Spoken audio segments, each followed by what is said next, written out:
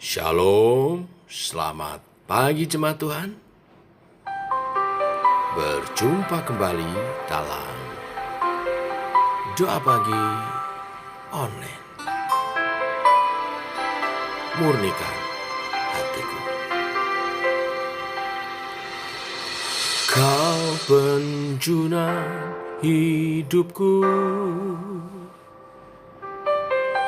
hatiku serahkan seutuhnya. Genggamlah masa depanku, ku persembahkan seluruhnya. Yesus, jiwaku aman dalam tangan-Mu.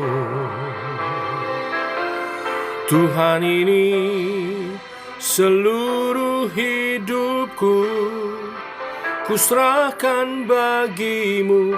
Oh Yesusku, ini kerinduanku. Jadikanku kudus dan berkenan, murnikan hatiku seperti-Mu, serupa dengan-Mu, Yesus.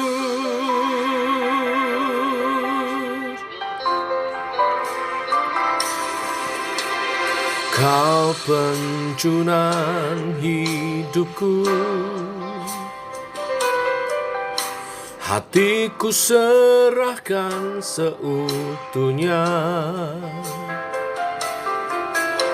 Genggamlah masa depanku,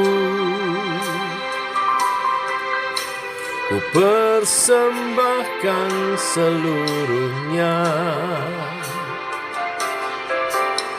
Yesus, jiwaku aman dalam tangan-Mu. Tuhan, ini seluruh hidupku ku serahkan bagi-Mu.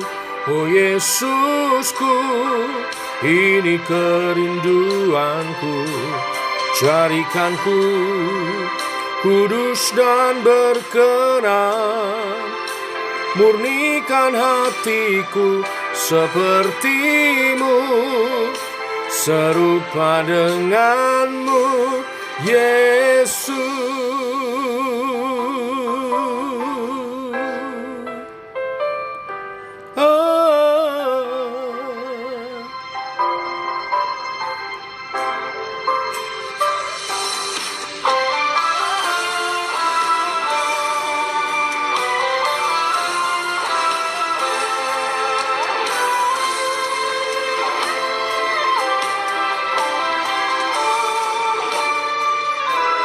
Tuhan, ini seluruh hidupku ku serahkan bagi-Mu.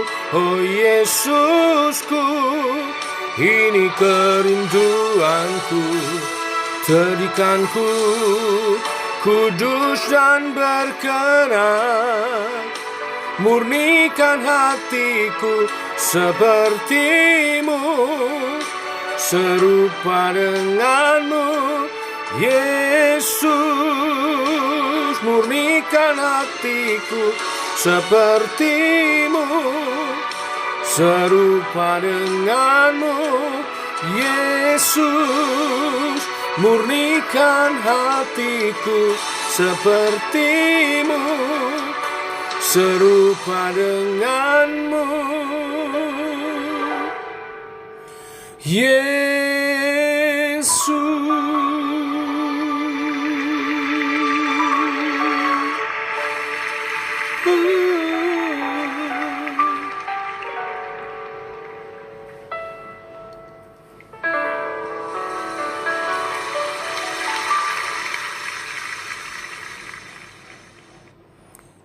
Tiba waktunya untuk kami merenungkan firman-Mu. Firman-Mu lah suluh dan terang bagi jalan kami. Terangi jalan kami Tuhan oleh firman-Mu. Tuntun langkah kami. Dalam nama Tuhan Yesus Kristus. Amin. Bapak Ibu, kita lanjutkan seri Pokok-pokok iman pengajaran Tuhan Yesus di Bukit. Matius pasal 7 ayat 15 sampai 23. Demikian firman Tuhan. Waspadalah terhadap nabi-nabi palsu yang datang kepadamu dengan menyamar seperti domba, tetapi sesungguhnya mereka adalah serigala yang buas. Dari buahnya lah kamu akan mengenal mereka. Dapatkah orang memetik buah anggur dari semak duri, atau buah ara dari rumput duri? Demikianlah setiap pohon yang baik menghasilkan buah yang baik, sedang pohon yang tidak baik menghasilkan buah yang tidak baik. Tidak mungkin pohon yang baik itu menghasilkan buah yang tidak baik, ataupun pohon yang tidak baik itu menghasilkan buah yang baik. Dan setiap pohon yang tidak menghasilkan buah yang baik pasti ditebang dan dibuang ke dalam api. Jadi dari buahnya lah kamu akan mengenal mereka. Ayat 21. Bukan setiap orang yang berseru kepadaku Tuhan, Tuhan akan masuk ke dalam kerajaan surga, melainkan dia yang melakukan kehendak Bapa-Ku yang di surga. Pada hari terakhir banyak orang akan berseru kepadaku, Tuhan, Tuhan, bukankah kami bernubuat demi namamu dan mengusir setan demi namamu dan mengadakan banyak mujizat demi namamu juga? Pada waktu itulah aku akan berterus terang kepada mereka dan berkata, aku tidak pernah mengenal kamu, enyahlah daripadaku kamu sekalian pembuat kejahatan. Amin. Sampai di sini Bapak Ibu pembacaan kita. Bapak Ibu, seorang teman bercerita, satu hari gerejanya kedatangan seorang bapak dengan penampilan yang rapi mengikuti ibadah. Bukan saja berpenampilan rapi, ia juga ternyata sangat bersahabat dan mulai menjalin pertemanan dengan sejumlah jemaat. Tetapi selang beberapa bulan, sejumlah jemaat mulai merasa tidak nyaman dengan bapak ini. Terlepas dari pembawaannya yang menarik, ada sesuatu yang dirasa tidak beres. Dari kata-kata dan sejumlah hal yang ia percayai, yang ia saksikan di depan jemaat. Usut punya usut, ternyata bapak ini menganut ajaran sesat yang dibungkus dengan bahasa kekristenan dan penampilan yang memikat. Bapak Ibu jemaat Tuhan, orang-orang seperti inilah yang wajib kita waspadai kalau kita sudah mengambil komitmen untuk mengikut Yesus. Mereka berbahaya, bukan saja karena pengajaran mereka yang sesat, tetapi juga dapat mengandaskan iman kita. Perikop hari ini mengajar kita untuk mewaspadai dengan mengenali pengajar-pengajar palsu. Yang pertama, pengajar palsu dapat dilihat dari sikap mereka terhadap umat Tuhan. Firman Tuhan tadi mengatakan mereka disebut sebagai serigala yang buas, yang siap untuk menerkam kawanan domba. Artinya mereka tidak memiliki sikap melayani dengan tulus. Mereka tidak mau memberikan hidup mereka bagi umat Tuhan, tetapi mereka malah memanfaatkan gereja bagi kepentingan mereka sendiri. Alih-alih menjadikan gereja sebagai tempat di mana mereka memberikan hidup mereka dan melayani, para pengajar palsu ini yang disebut serigala yang buas menjadikan gereja sebagai platform untuk mempromosikan hidup mereka. Kita harus waspada terhadap pemimpin atau pengajar yang tidak menjadi teladan dalam kasih serta pengorbanan Kristus. Kita harus waspada terhadap mereka yang memecah belah gereja demi reputasi dan kepentingannya sendiri. Yang kedua, pengajar palsu dapat dilihat dari buah hidup dari ajaran mereka. Yesus mengatakan pohon dikenal dari buahnya. Pohon yang baik akan menghasilkan buah yang baik. Demikian sebaliknya. Pengajar palsu akan menunjukkan kepalsuan mereka melalui karakter dan buah kehidupan mereka. Apakah mereka menunjukkan karakter Kristus? Apakah cara hidup mereka membantu orang lain lebih mengenal Kristus? Apakah orang-orang yang mereka layani dan muridkan menghasilkan karakter Kristus? Bagi kita yang diberi kepercayaan untuk memimpin dan mengajar firman Tuhan, ini adalah pertanyaan-pertanyaan yang harusnya membuat kita gentar dan rendah hati di hadapan Tuhan. Perhatikan, dalam hal ini Yesus tidak bertanya berapa banyak buah yang kita hasilkan, tetapi apakah buah yang dihasilkan sesuai dengan pohonnya. Selanjutnya yang ketiga, pengajar palsu dapat dilihat dari prioritas hidup pelayanan mereka. Bapak Ibu, di Matius pasal 5 ayat 18-20, kita mengerti bahwa kita diselamatkan untuk hidup dalam ketaatan. Allah Bapa menyelamatkan kita untuk menjadi penurut-penurut Allah. Efesus 5 ayat 1.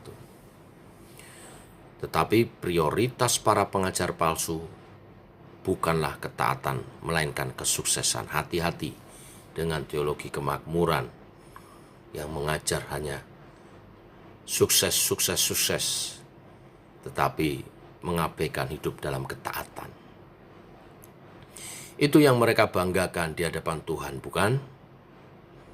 Tidak ada salahnya dengan hidup sukses. Tuhan juga rindu setiap kita diberkati dan sukses. Tetapi pengajar yang sehat memberikan pengajaran yang lengkap. Tidak hanya hidup diberkati, tetapi juga memikul salib dan hidup dalam ketaatan dan kekudusan. Bapak Ibu, Tuhan Yesus mengingatkan bahwa para pengajar palsu bisa jadi dipakai serta memberi dampak besar bagi gereja dan masyarakat. Tetapi itu tidak menjamin bahwa mereka pasti berkenan oleh Yesus. Seperti dikatakan di ayat 21, bukan setiap orang yang berseru kepadaku, Tuhan, Tuhan, akan masuk ke dalam kerajaan surga, melainkan dia yang melakukan kehendak Bapa-Ku yang di surga. Ayat 22, pada hari terakhir banyak orang akan berseru kepada Tuhan, Tuhan, Tuhan, bukankah kami bernubuat demi namamu, dan mengusir setan demi namamu, dan mengajar banyak mujizat demi namamu. Tetapi di ayat 23 dikatakan, pada waktu itulah aku akan berterus terang kepada mereka, dan berkata, aku tidak pernah mengenal kamu. Menyalah daripadaku, kamu sekalian pembuat kejahatan. Adalah kejahatan bila kita mencuri kemuliaan Tuhan saat melayani. Hati-hati, orang mungkin bisa berdecak kagum atas segala prestasi pelayanan saudara. Tetapi pertanyaannya, apakah Tuhan dimuliakan? Apakah Tuhan berkenan dengan pelayananmu? Inilah berkat firman hari ini.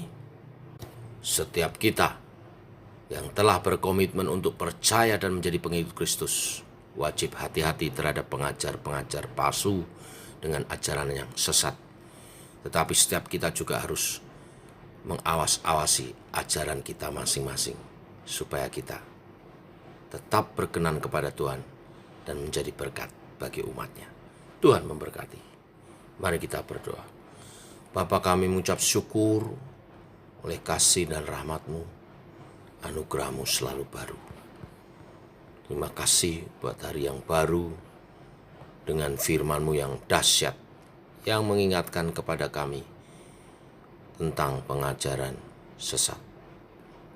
Tuhan, tolong kami untuk bersikap tegas terhadap pengajar-pengajar palsu dan ajarannya yang sesat.